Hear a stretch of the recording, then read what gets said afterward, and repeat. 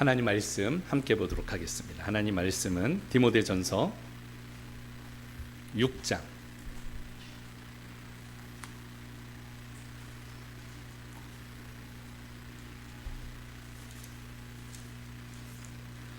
디모데전서 6장 11절로 21절 말씀까지 19절 말씀까지 우리 한 절씩 교독하도록 하겠습니다. 디모데전서 6장 11절로 19절. 오직 너 하나님의 사람아, 이것들을 피하고 의와 경건과 믿음과 사랑과 인내와 온유를 따르며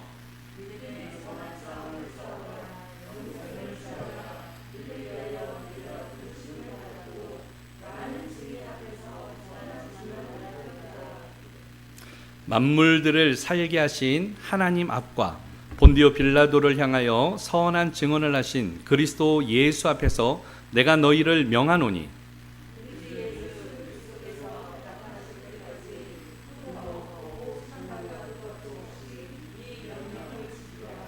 기약이 이르면 하나님이 그의 나타내심을 보이시리니 하나님은 복되시고 유일하신 주권자시며 만왕의 왕이시며 만주의 주시요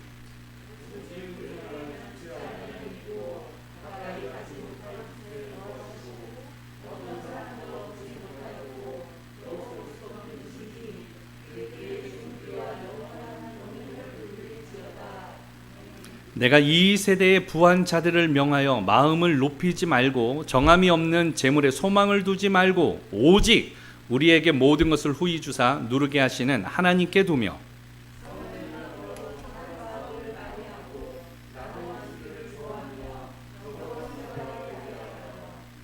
19절 같이 합니다. 이것이 장래에 자기를 위하여 좋은 터를 쌓아 참된 생명을 취하는 것이니라. 아멘. 할렐루야. 오른손들과 함께 인사합니다. 할 수 있습니다. 사랑합시다. 오늘 믿음을 가지고 할 수 있다라는 믿음을 가지고 오늘 주님께서 우리에게 명령하신 그리스도의 사랑을 이루어 나가는 믿음의 공동체와 사랑하는 모든 가족들 되어지기를 예수 그리스도의 이름으로 축원합니다. 사실 오늘 우리 기도회 가운데 우리 새로 오신 우리 형제 자매님들이 계십니다. 우리 박수로 일단 환영하도록 하겠습니다. 할렐루야. 감사합니다. 사실 오늘 준비한 말씀이 원래 시리즈 우리가 말씀을 통하여 가지고 예수님 시리즈를 하고 있었어요. 그래서 복음의 시작이신 예수님, 그리고 시험을 받으신 예수님, 사역을 이루신 예수님, 복이 있다 하신 예수님, 그리고 오늘은 사실은 그 산상수훈에 대해 가지고 좀 무거운 주제였거든요. 원래 말씀 준비한 거는 이혼을 말씀하신 예수님이에요. 그런데 우리 부부가 오신 것 같아요. 부부 맞으시죠? 네. 그런데 이 말씀을 하면은 마음이 어려워지실 것 같아가지고 급하게 말씀을 바꿨습니다. 사실은 예수님께서 당시의 바리새인들과 서기관들이 산상수훈 가운데 나왔을 때에 이 사람들은 믿음의 사람들보다는 지금의 시리아 집경에 있었던 사람이고 데가볼리 그리고 온 유대 땅에서 몰려왔던 사람들이에요. 이 사람들에게 예수님께서 너희들에게 복이 있다. 그런데 복 있는 사람들이 정작 해야 될 일이 어떤 일이냐? 빛과 소금의 역할을 감당해야 된다. 빛은 말경 아래 두지 아니하고 위에 두듯이, 그랬을 때 빛이 온 마을에 퍼지게 되어지듯이 너희들은 빛의 자녀들이 되어야 한다. 소금이 맛을 잃으면 밖에 뿌려진다라는 것이에요. 그러므로 말미암아 너희들은 성도답게 살아가야 한다. 근데 성도답게 살아가는데 서기관들과 율법사들처럼 나온 사람들 앞에 오늘 예수님이 이야기를 하시는 거예요. 뭐라고 이야기를 하시는가 하면 오늘 너희들이 이야기한 대로 간음하지 말라. 그리고 노하지 말라. 그러면서 하나님의 말씀을 지켜 준행하라라고 말씀을 하셨습니다. 그래서 사실은 조금 무거운 주제이지만 이혼에 대한 부분에 대해서 말씀을 나누려고 오늘 열심히 준비를 하였으나 성령께서 감화와 감동을 통하여서 본문 말씀을 좀 바꾸도록 하겠습니다. 그리스도께서 나타나실 때까지 여러분, 그리스도께서 나타나실 때까지는 어떤 말씀인가 하면 예수님이 재림하실 그때까지 믿음의 성도들은 어떻게 살아가야 되는가에 대해서 이야기를 하고 있어요. 이 말씀은 누구에 대한 말씀인가 하면 사도 바울의 말씀입니다. 근데 이 사도 바울은 누구에게 이 말씀을 권면을 하였느냐? 바로 디모데에게 권면을 하였죠. 이 디모데는 어떤 사람이었는가 하면 이 바울에게는 동력자 같았고 바울에게는 자녀와도 같았습니다. 왜냐하면 바울은 독신이었거든요. 하나님의 배 이 헌신하면서 독신으로 살기로 결단하였기 때문에 바울은 디모데를 아들과 같이 후계자로 삼았습니다.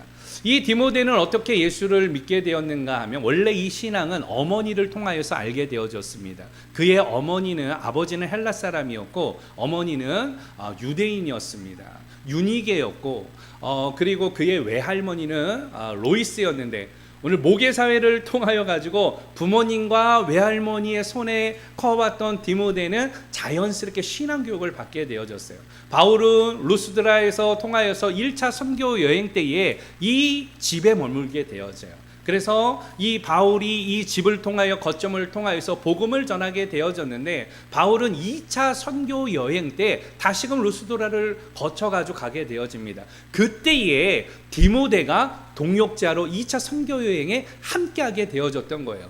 그런데 이곳으로 끝나지 않았습니다. 바울은 다시금 오늘 이 안디옥 교회로 돌아가게 되어지고 3차 선교 여행 때는 동일하게 디모데가 다시금 전도 사역에 동행하게 되어지는데 동행으로 끝나는 게 아니라 어디로 가게 되어졌는가 하면 예루살렘까지 내려가서 사도 공의회 앞에서 선교 보고를 하게 되어집니다. 그런데 안타깝게도 사도 바울이 로마로 압송받게 되어져요. 누명을 씌워가지고 재판을 받으러 오늘 이 예루살렘에서 로마로 가게 되어집니다. 그곳에 홀로 머물렀던 디모데는 사역의 방향성을 찾지 못하고 자기가 살던 집으로 돌아가게 되어집니다. 그러나 이후에 사도들과 그리고 강력하게 사도 바울의 권고와 추천을 받아가지고 에베소 지역의 감독으로 디모데가 임명받게 되어져요. 지금으로 말하면 목사가 되어진 거예요. 지금의 이 에베소는 사실은 어느 지역을 가리키는가 하면 터키의 지역을 가리킵니다. 성경에서는 소아시아 지역이라고 이야기를 하고 계시록에서는 요한 사도가 이야기했던 아시아의 7교회 중에 한 교회가 바로 이 에베소에 있었던 교회예요. 그러나 안타깝게도 지금은 이 에베소 지역, 지금의 터키 지역은 다 이슬람화가 되어져서 흔적만 남아 있습니다. 계시록의 말씀을 보게 되어지면 금촛대를 옮기겠다라고 말씀하세요. 왜 그런가 하면 너희가 뒀던지 차던지 너희 신앙이 어중간하게 되어지면 오늘 바로 하나님께서 금촛대를 옮기겠다고 하셨는데 이 말씀과 같이 당시에 있었던 소아시아의 교회는 지금은 흔적만 남아있는 이런 유적지가 되어진 상황입니다. 그럼에도 불구하고 이 에베소 지역에서 오늘 복음을 위하여서 후대를 위하여서 열심히 선교 사역을 감당을 하였어요. 이후에는 사도 바울이 로마에 오게 갇혔을 때 로마에 가가지고 면회를 하게 되어지지만 고초를 당하게 되어집니다. 그리고 에베소 지역에서 여사도들이 제사를 지내는데 당시 제사라는 게 굉장히 우상 숭배였거든요. 여자들과 이 여사제들과 접신을 하면서 같이 성행위를 하는 이런 문란한 생활을 하였거든요. 이 모습을 보았던 디모데는 그 제사 드리는 앞에서 선포합니다. 하나님의 진노가 이 땅에 임할 것이다.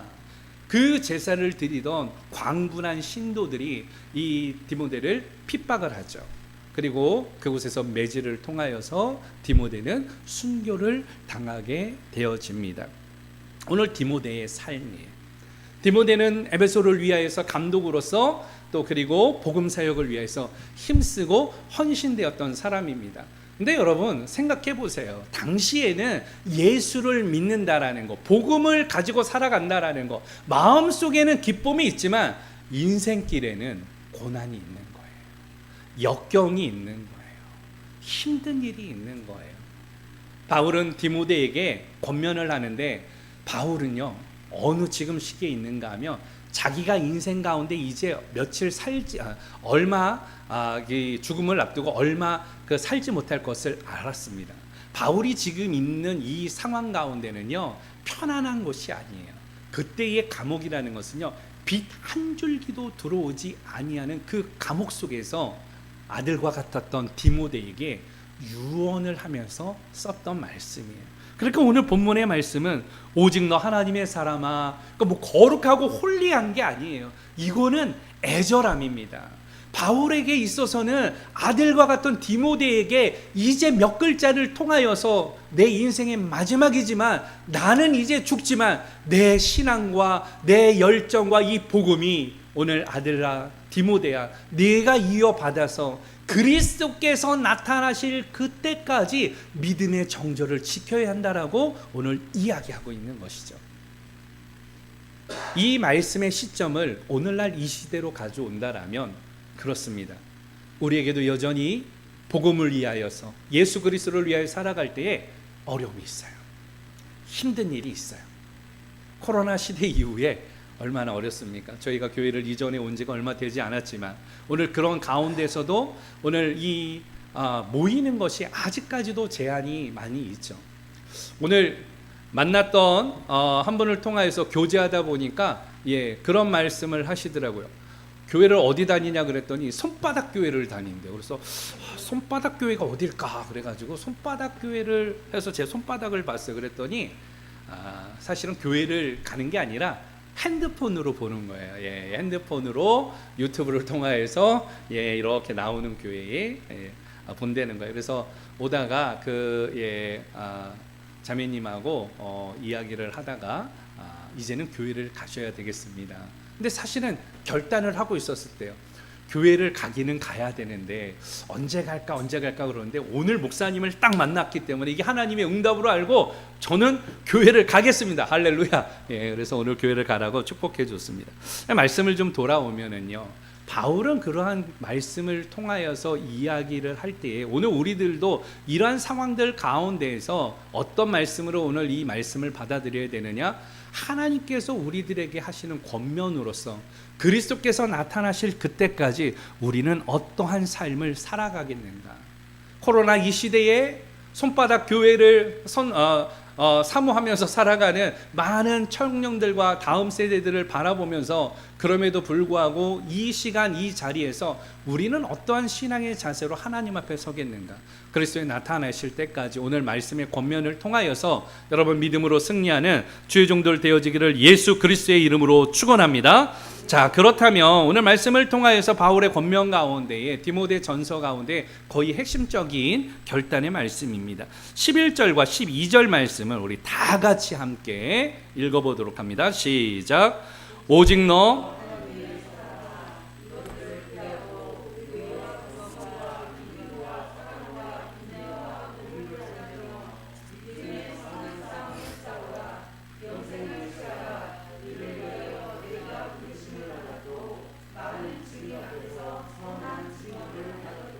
아멘. 오늘 그리스도의 나타나신 그때까지 우리가 해야 될 일 첫 번째 따라서 합니다. 믿음의 선한 싸움을 싸우라. 여러분 싸우긴 싸우는데 어떤 싸움을 하라? 선한 싸움을 하라는 거예요. 여기서 선한 싸움이라는 것은 어떤 싸움이냐? 치고받는 육의 싸움이 아니에요. 대상에 대해서 내 시기와 내 이 마음에 응어리진 것을 해소하기 위한 오늘 적대적인 관계에 있어서의 싸움이 아닙니다. 이 싸움은 영적인 싸움이에요. 믿음의 싸움입니다. 하나님과 오늘 이 악에 대한 사단에 대한 싸움이에요. 오늘 구원을 이루어 나가기 위한 싸움입니다. 바울이 사실은 옥에 갇혔던 그 이유가 어디 있었느냐? 오늘 외적인 여러 가지 문제들에 있지 않았어요. 믿음에 있었습니다. 복음에 있었습니다. 왜 그러면 로마 사람들은 바울을 옥에 가두고 순교까지 내몰았는가? 여러분 유대인인데 자그만 나라에 뭐 전도자 한 사람이고 당시에 보면은 그냥 순례자 정도 되는 사람인데 이 사람을 왜 옥에 가뒀을까요? 로마라는 제국의 입장에서는 이 사도 바울은 눈에 가시예요. 왜 그런가 하면 당시에 로마라는 나라는 지중해 연안으로 인해 가지고 모든 지역을 통치하는 막강한 나라였습니다. 단순한 한 나라가 아니라 제국이었어요. 그 영향권이 어디까지 미치게 되어졌느냐, 오늘 바로 서쪽의 끝에 있었던 스페인, 위쪽으로는 영국, 프랑스, 독일은 말할 것도 없고요. 그리고 밑에 지방으로는 이 아프리카와 그리고 지금의 이집트 연안에 있는 이 지중해 연안의 모든 패권을 갖고 있었던 나라는 로마였습니다. 이 로마라는 나라는 기원 후에도 놀라운 이 권세를 계속 이어가게 되어지는데, 몇 년 동안 이 나라가 이 제국으로서 이 권세를 갖게 되는가 하면, 여러분 놀라지 마세요. 1400년대까지. 그러니까 사실은 약 2000년 정도가 로마라는 나라가 권세를 갖고 있었던 것이에요. 그러다 보니까 로마가 나라를 통하여서 제국을 건설해 나갈 때에 오늘 정책을 여러 가지가 썼습니다. 그 나라의 문화들을 인정을 하게 되어졌고요. 그리고 그 나라의 이 여러 가지의 잘하는 사람들은 오늘 그 사람들에게 분봉왕 제도를 통하여서 통치권이나 이런 것들을 주게 되어졌습니다. 그래서 유대 땅에도 분봉왕이 있었죠. 바로 누구였습니까? 예수님 태어날 때 분봉한 헤롯이라는 사람이 있었고요. 헤롯이 죽은 이후로는 헤롯의 자녀들이 세 지역으로 나누게 되어지는데, 그것도 인정하게 되어집니다. 물론 나중에는 이스라엘 사람들이 반기를 들어서 AD 70년에 아예 이 나라를, 예루살렘을 회파해버리는 이런 일들을 갖게 되어집니다. 그런데 문제는 뭐냐 하면, 이 나라의 어떤 군사력이나 이런 부분들은 로마의 제국이 다 억누를 수 있었어요. 근데 단 한 가지 억누를 수 없었던 게 바로 사상입니다. 이 사상이에요. 그런데 이 로마라는 나라를 정복할 수 있는 이 사상이 바로 무엇이냐? 복음이었습니다. 예수 그리스도였던 것이에요. 그 가운데는 헬라인이나 유대인이나 종이나 야만인이나 권세 있는 사람들이나 이방인이나 할 것 없이 이 복음 앞에서 사람들이 자꾸 변화가 되어지니까, 자신들이 통치하는 세력들 안에 가장 위험한 사상을 갖고 있었던 사람들이 누구냐? 바로 그리스도를 믿는, 복음을 가지고 살아가는 사람. 그런데 이 복음을 증거하는 사람이 누구예요? 사도 바울. 그래서 사도 바울을 목에 갖추게 되어지죠. 그런데 더 재밌는 것은, 유대인들 입장에서는 사도 바울은요, 유대교에 있어서는 자신들의 유대교를 위협하는 사람이었으니까 로마 황제에게 고소를 하게 되어져요. 그래서 로마로부터 압송되어져서 로마에서 재판을 받습니다. 황제의 정권을 무너뜨리는 괴수 중에 괴수, 누구? 사도 바울. 그리고 그 사도 바울이 목에 갇혀 있게 되어진 것이죠. 오늘 사도 바울은 이 싸움은 그래서 오늘 전투가 아니라 영적인 싸움임을 오늘 바울은 디모데에게 이야기를 합니다.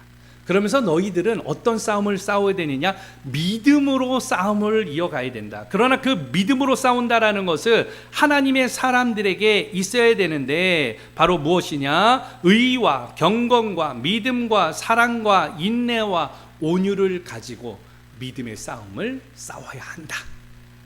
여러분, 이 땅 가운데서도 오늘 여러분들이 믿음의 싸움 앞에 있어요. 세상은 우리들을 보여주는 것을 통하여서 따라오라고 이야기합니다. 팔로잉 하는 거예요. 그러나 오늘 우리의 팔로잉은 오직 어디냐? 세상의 권세와 세상이 보여주는 것, 성공이 아니라 우리들은 어디를 향하여서? 주님을 향하여서, 예수 그리스도를 향하여서, 여러분들의 믿음의 눈을 들어서 주님을 향하여서 나가는 것이에요. 이 싸움을 싸우라고 오늘 디모데에게 권면을 하죠. 오늘 이 싸움을 시작하신 이는 누구시냐? 하나님이십니다. 그 하나님 앞에서 너희들은 그러면 어떻게 살아가야 되느냐라고 이야기할 때에 14절 말씀부터 계속해서 이야기하는 것은 바로 무엇이냐? 하나님은 어떤 분이신지에 대해서 이야기를 해요. 하나님에 대해서. 15절 말씀 다 같이 보도록 할까요? 15절 시작.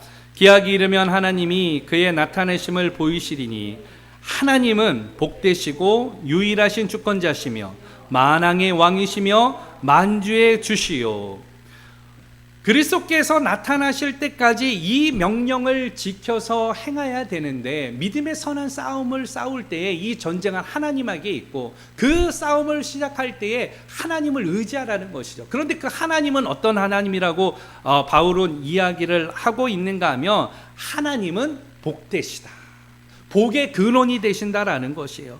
유일하신 이 권세자이시고 주권자시며 만왕의 왕이시고 만주의 주가 되신다, 주인이라고 이야기하시는 거예요. 16절에 오직 그에게 죽지 아니함이 있고 가까이 가지 못할 빛에 거하시며 어떤 사람도 보지 못하였고 볼 수 없는 이시니 그에게 존귀와 영광과 권능을 돌릴지어다. 아멘. 오늘 이 땅 가운데서 우리가 주님 앞에 영광 올려드리며 살아가기를 원합니다. 사람을 보면은 실망할 수 있어요. 그러나 주님은 완전하십니다. 권사님이 함께 하시는 분을 통하여서 사실은 제가 간증을 한 적이 있는데, 우리 성도들은 아마 아실 거예요. 야, 우리 권사님은 늘상 만나는 사람마다 하여튼 예수 믿으라고, 오늘도 함께 하는데 하여튼 예수 믿으라고, 믿지 않는 분인데 무조건 뭘 해도 다 교회 가셔야 된다고, 예수 믿어야 된다고. 근데 그분들이 마음이 좀 잘 안 열려요. 근데 하나님 그날 같이 교제하는데 저에게 그런 감동을 주셨어요. 교회를 가자 그러니까 자꾸 교회에 대해서는 거부감이 있으신데, 그때 하나님이 주신 마음에는 교회는 완전하지 않습니다. 교회는 완전하지 않지만 주님은 완전하십니다. 할렐루야. 주님을 믿으세요. 신앙인이 되세요. 그랬더니 그분이 내가 신앙을 가지게 되어지면 하나님을 믿을 거라고 이야기를 하시더라고요. 예. 오늘 많은 사람들이 이야기합니다. 대한민국에 이제 이 5년이 지나게 되어지면 굉장한 쓰나미가 몰려오거든요. 인구 저출산, 이미 대학교도 폐교가 지방에서 이루어지고 있고요. 초등학교도 지금 폐교가 되어지는 학교들이 굉장히 많습니다. 이 일은 교회 학교가 지금 80%가 없어졌고요. 한국 교회에 있어서 위기가 이제 5년 후면 몰려오게 되어지는 시점이 되어집니다. 그런데 이 시점에 많은 분들이 이야기를 해요. 코로나가 끝나면 그럼 어떻게 되느냐? 더 예배를 많이 하고 더 기도를 많이 하고 더 부흥을 위해서 살아가야 된다고 이야기합니다. 그러나 저는 단언컨대 코로나가 끝나더라도 이 상황이 바뀌지 않습니다. 왜냐하면 한국교회 백서를 통하여서 보게 되어지니까 코로나가 끝나면 여러분 어떻게 하시겠습니까? 교회로 돌아가겠다 51%, 나는 교회를 가지 않을래. 그리고 지금처럼 그냥 집에서 예배를 드릴래 43%예요. 그러니까 기타가 있고요. 예. 43%가 교회를 가지 않겠다. 상당히 좀 충격적인 결과 아니겠습니까? 데이터를 보더라도 우리가 좀 암울해요. 그러나 이럴 때에 많은 사람들은 더 다음 세대를 위하여서 교회를 위하여서 뭐 해야 된다라고 하고 교회가 소망이다라고 세상의 빛이다라고 이야기하지만 그렇지 않습니다. 교회가 빛이 아니라 주님이 빛입니다. 교회가 소망이 아니라 예수가 소망이에요. 제가 요새 느끼는 것은 그래요.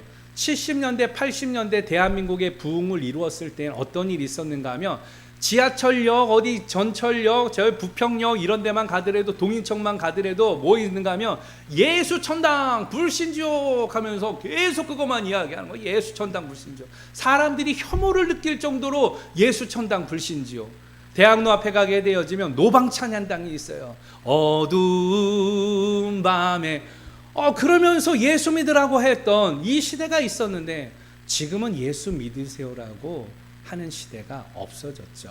예. 더 이상 거리에서 복음을 들고 예수 믿으라고 이야기하지 않습니다. 거리에 나와서 하시는 분들 그 용기 저는 박수를 보내요. 그런데 다 뭐라 그러는가 하면 우리 교회 오세요. 우리 교회 오세요. 이건 전도가 아니라 이거는 무엇이다? 홍보. 그렇게 해서 교회로 데리고 오는 건 인도, 전도라는 것은 그분이 6개월 동안에 계속 출석해서 학습 세례 받기까지가 6개월이거든요. 혼자서 신앙생활할 수 있도록 그분을 도와서 매주간에 찾아가고, 안 나오면 찾아가고, 또 필요하면 함께하고, 밥을 같이 먹고, 주중에도 함께하고, 그렇게 해서 교회 스스로가 나오게 되어지면 그게 전도. 여러분, 전도가 어디 있습니까? 사람이 많은 곳에 소망이 있는 게 아니라 여러분 작더라도 예수를 의지하는 곳에 소망이 있습니다. 오늘 그렇게 예수를 의지하는 분들이 이곳에 모인 줄 믿습니다. 얼마나 바빠요. 얼마나 바빠요. 그럼에도 불구하고 다시금 이렇게 모여서 예배할 수 있다라는 것. 우리도 코로나 시대에는 정부의 시책에 따라서 저희들이 모든 예배를 좀 중단하고 있다가 이러면 좀 안 되겠다 싶어서 이제 올해부터 다시금 예배를 시작하게 되어졌는데, 수요 기도회를 통하여서도 오늘 또 믿음의 종들이 함께하는 것이 얼마나 또 감동적인지 모르겠어요. 여러분, 하나님이 차시는 그 한 사람이 오늘 누가 되어져야 하느냐? 내가 되어지기를 예수 그리스도의 이름으로 축원합니다. 말씀 가운데로 좀 더 나가도록 하죠. 오늘 말씀 가운데 선한 싸움을 하라고 하신 주님께서는 오늘 그것으로 끝나지 아니하고 우리에게 무엇이라고 말씀하시느냐, 17절 말씀을 함께 보도록 합니다. 본문 17절 시작.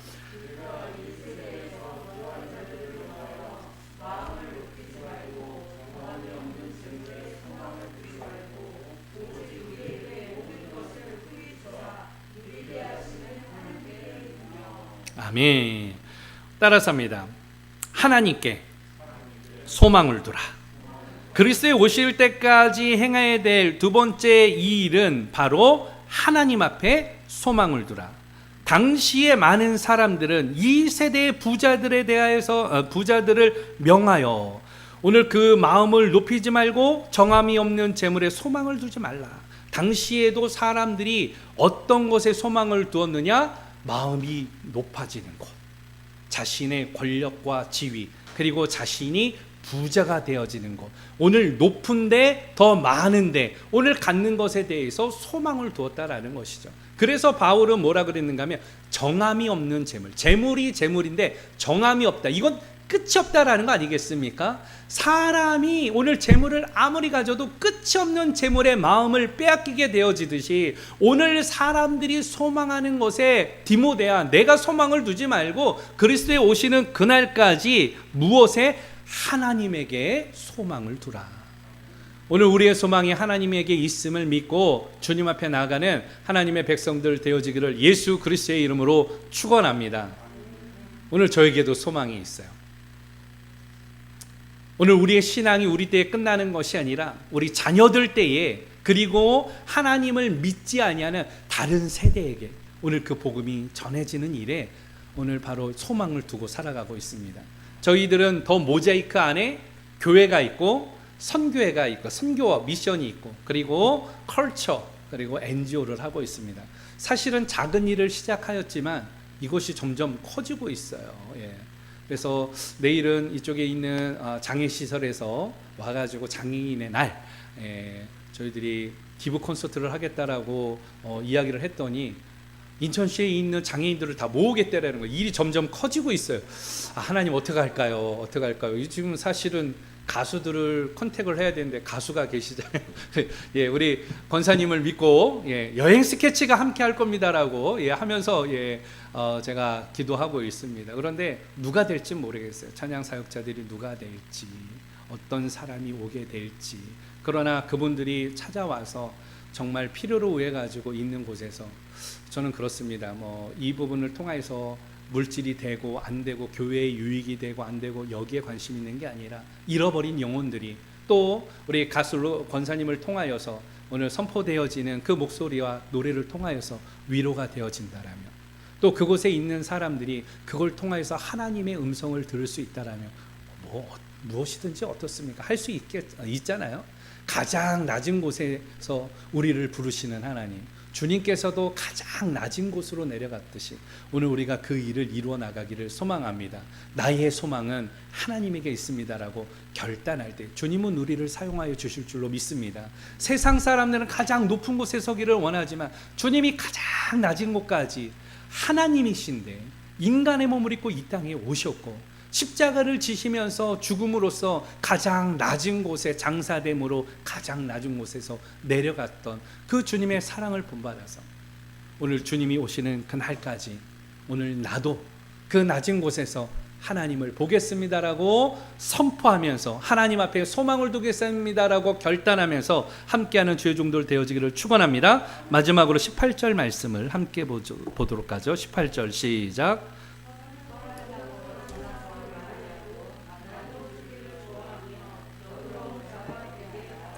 아멘. 그리스도에 오실 때까지 우리가 해야 될 일 따라서 합니다. 선한 사업을 하라. 무엇을 하라고요? 사업은 사업인데 돈을 버는 사업이 아닌 선한 사업이에요. 선이라는 건 착할 선 아니겠습니까? 여기엔 두 가지를 포함하고 있어요. 착한 일을 시작하신 일을 따라서 너희들도 착한 일을 해라 라고 이야기를 해요. 또 한 가지 이 선은 무엇인가 하면 하나님의 선을 통하여서 하나님께서 선을 우리들에게 행하셨는데 그것이 바로 구원이죠. 그 구원을 위하여 주님께서 이 땅에 오셨듯이 너희들도 그 구원을 이루어 나가는 사업을 이루어 나가라. 오늘 여러분 선한 사업하는 자들 되어지기를 예수 그리스도의 이름으로 축원합니다. 그러나 이 선한 사업은 어떤 사업이에요? 나눠주기를 좋아하는 거, 너그러운 자가 되어지는 거. 우리 모자이크 공동체가 그런 일을 감당하게 되어짐을 감사하면서 하나님 앞에 영광 올려드립니다. 왜 그런가 하면 저희들이 선한 사업을 참 많이 하고 있거든요. 7년 동안 쌀을 나누고 있고, 또 선교사님들을 위하여서 선교관을 7년째 운행하고 있고, 또 자동차도 저희들이 렌트를 해드리다가 차가 엔진이 깨져가지고 폐차를 하였지만 또 선교차를 빌려주는 사람을 알기 위해서 우리가 협력하면서 렌트하고, 선교관은 공실률이 1년에 한 50일 정도밖에 되지 않고 뭐 많은 일을 하잖아요. 1년에 기부 물품들 저희가 기부 받아서 또 하는 것만 약 한 5억 원 가량 저희들이 물품을 나누고 있고, 작은 교회인데 어떻게 이 일을 감당할 수 있을까? 그 일을 어떻게 하고 있는가? 몇 명 되지 않는데 하나님의 일을 어떻게 그렇게 하고 있는가? 그런데 주님을 바라보면 할 수 있어요. 주님을 바라보면 하나님께서 행하십니다. 내가 일하니까 힘든 거예요. 그러나 하나님의 일하심 속에 내가 들어가면 너무나도 익사이팅하고 너무나도 신기하고 재미난 일들이 많이 생기게 되어지는 거예요. 오늘 여러분, 오늘 하나님께서 우리들에게 허락하신 마음을 따라서 선한 사업을 이루어 나가는 믿음의 종들 되어지기를 예수 그리스도의 이름으로 축원합니다. 마지막 19절 말씀 보죠. 시작. 이것이 장래에 자기를 위하여 좋은 터를 쌓아 참된 생명을 취하는 것이니라. 아멘. 장래에 좋은 터를 쌓는 거, 참된 생명을 취하는 방법이 선한 사업을 이루어 나가는 거다. 그러니 디모데야, 너는 용기를 잃지 말고 그리스도께서 오시는 그날까지 믿음을 따라서 선한 싸움을 싸우고 하나님 앞에 소망을 두면서 선한 사업을 이루어 나가라. 이거는 오늘 우리 시대에 나에게 주시는 말씀으로 받아들여서 주님 오시는 그날까지 내가 그렇게 결단하며 살겠습니다. 하나님의 이 모든 것을 시작하게 하시니가 하나님이시오니, 하나님, 내가 주님 앞에서 나아갈 때에 오늘 홍해바다 같은 갈라짐의 역사를 우리에게도 허락하여 주시옵소서라고 믿음의 결단으로 주님 앞에 응답받고 하나님의 간증의 주인공들이 되어지는 주의 종들 되어지기를 예수 그리스도의 이름으로 축원합니다.